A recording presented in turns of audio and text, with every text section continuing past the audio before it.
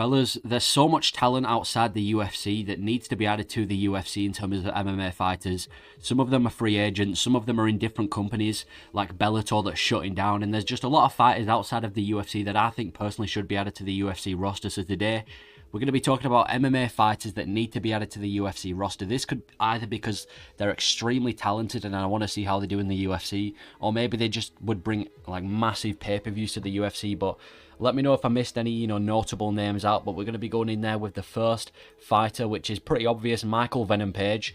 I think he's going to join the UFC soon. He's been in talks with Dana White. He's also a free agent. He's left Bellator as well. He had a BKFC fight with Mike Perry, which shows he's not completely done with combat sports. I think he should go the Michael Chandler route. He's 36 years old, which is pretty old in MMA. Michael Chandler, I believe he joined the UFC when he was 35, so MVP, he's 36. I don't think he's completely done because he's actually, he's got a record of 21-2. It was still doing amazing in Bellator.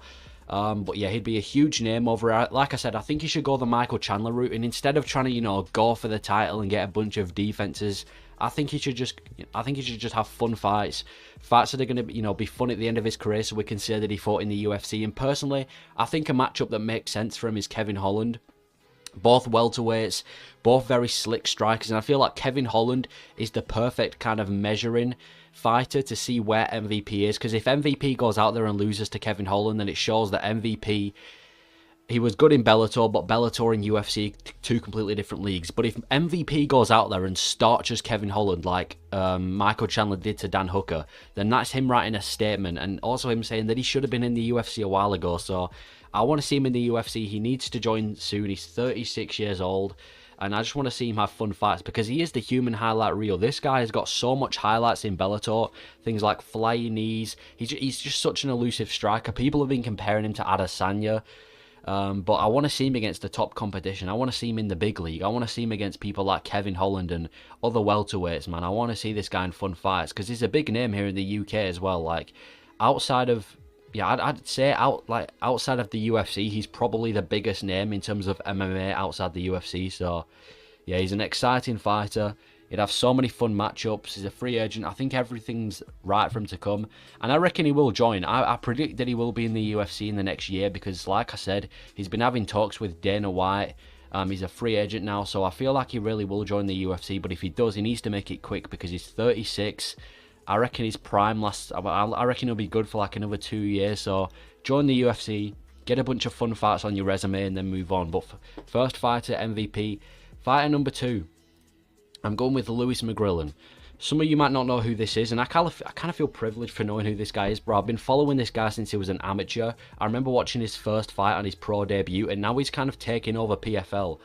Lewis Mcgillin is essentially a flyweight from the UK. He's a bit of a trash talker as well, but he's actually good. He's 8-0. He's knocked out nearly every single one of his fighters. He might have actually stopped all of his opponents, but he's 8-0 as a professional. I think he's only ever lost twice in his entire career, including amateur. But yeah, this guy's a killer, man. He's been sleeping and starching flyweights in PFL.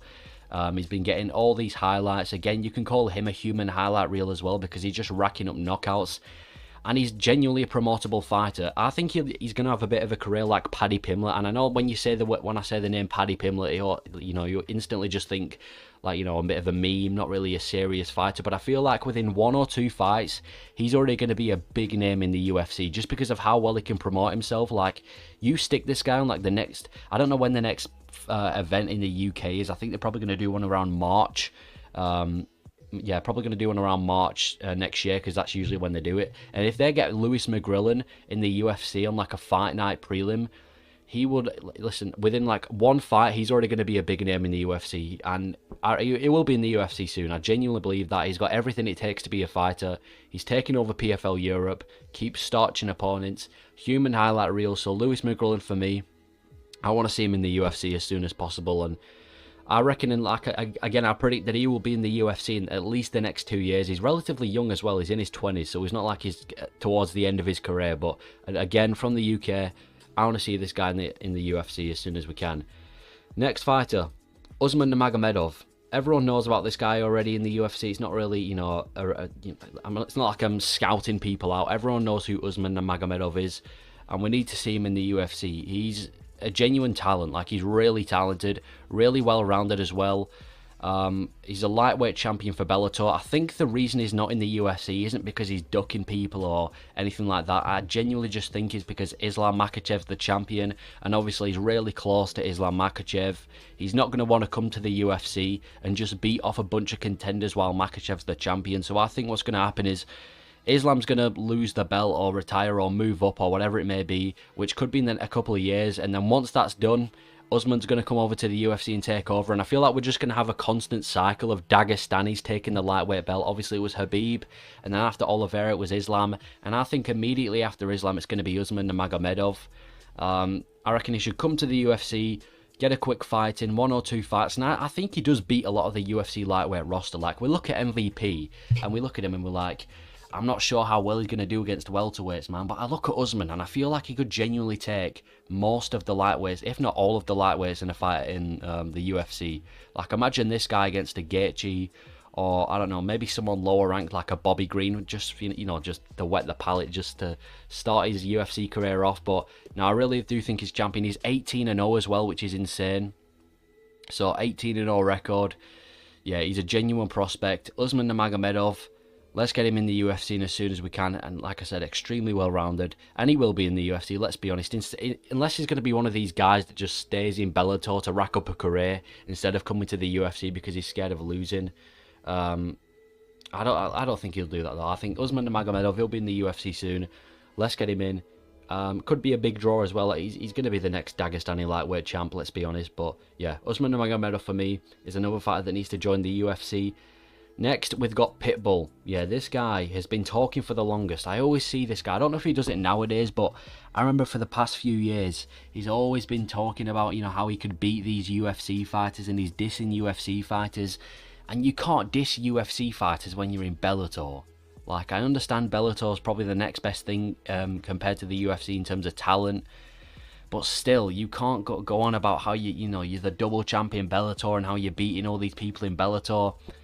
They come to the UFC and try it out. It's so obvious that when you're in Bellator and you're fighting in Bellator and you're talking about it's so obvious that you're scared. Why else would you not come to the UFC? You get more publicity, you get more fame, you get more money, you get a bigger audience to showcase your fighting skills, you get better opposition. There's no reason why he shouldn't join, but he's beaten Michael Chandler. He beat Michael Chandler back in 2019, which wasn't that long ago. That was only 2 years before Michael Chandler's UFC debut. So he could definitely starch up a lot of featherweights as well. I think he could beat a few of the ranked featherweights.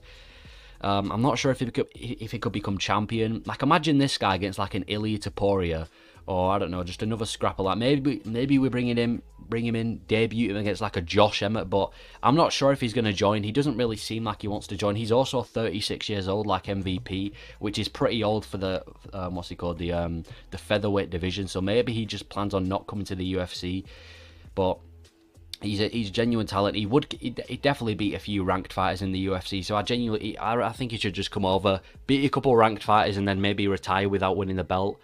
It just seems like he's scared to join the UFC, but he's a good fighter. I want to see him in the UFC, so I'm going Pitbull. And then finally, I'm going Brock Lesnar. And I know everyone's going to be thinking, what are you on about Brock Lesnar? The guy's like 40 years old, he's full of roids, and it doesn't really make sense for him considering, you know, in the UFC, he's at much more of a risk, much more like a threat of his, you know, body. You know, he could get genuinely hurt. Probably going to get paid significantly less than the WWE, but if UFC can somehow bring Brock Lesnar, it'll be a great move. Imagine Brock Lesnar in UFC 300.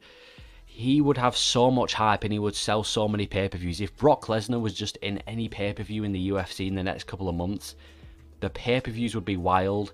It doesn't even have to be a stacked undercard. He's already a pay-per-view star in the UFC. There'd be so much hype surrounding his return to the UFC.